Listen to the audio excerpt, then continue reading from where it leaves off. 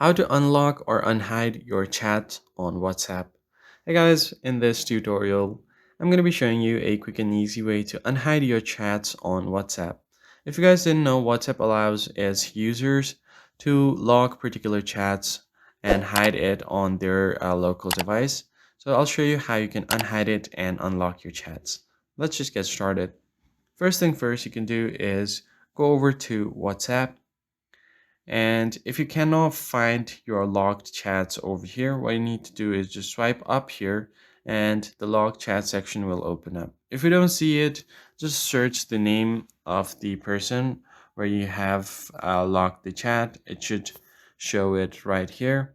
If you don't see it, just go ahead and search for locked chat and you should be able to see the locked chats there. But essentially what you want to do is, if you don't see anything, just swipe up all the way and the lock chat section will be unlocked.